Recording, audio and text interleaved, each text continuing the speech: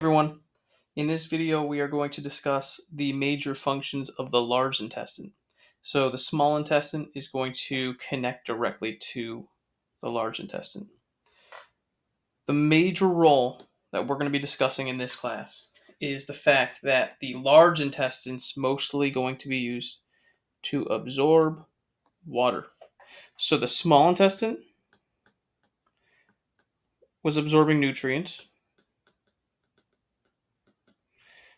The large intestine is H2O. Right? So that's going to be its major focus. So because of that, there's no villi here in the large intestine.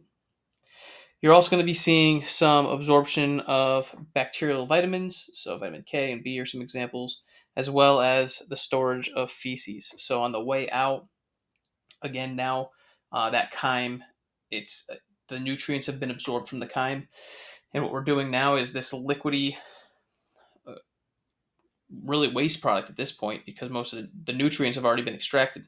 That watery waste product, its water is going to be sucked out of it, and it's going to leave a more solid waste product, which is going to be the feces. With that said, another function of the large intestine is going to be lubrication. The reason why is because if you think about the fact that we're sucking the water out of the waste product, if we take too much water out of it, it's going to be difficult to move through the large intestine. So therefore, it would be more difficult to pass that waste. So in order to prevent that waste from getting stuck, in other words, constipated, um, to avoid constipation, our body's going to also secrete mucus, which is going to help lubricate the feces so that it has an easier time exiting the body. So therefore, we need these goblet cells, which are going to produce mucus. So keep that in mind.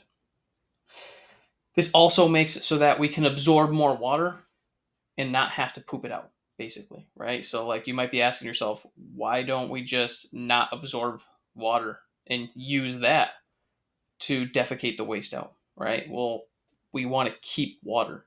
Water retention is important, right? So, we want to stay hydrated. So, in order to make sure we don't uh, defecate too much water, we absorb the water and then produce mucus to lubricate the region. So enough about that. Let's move on.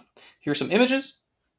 So you can see the lumen. Again, the lumen is the opening where the feces will be moving through, as well as the mucosal, submucosal, and muscular layers. And here's another image that includes the goblet cells that are going to be producing the mucus.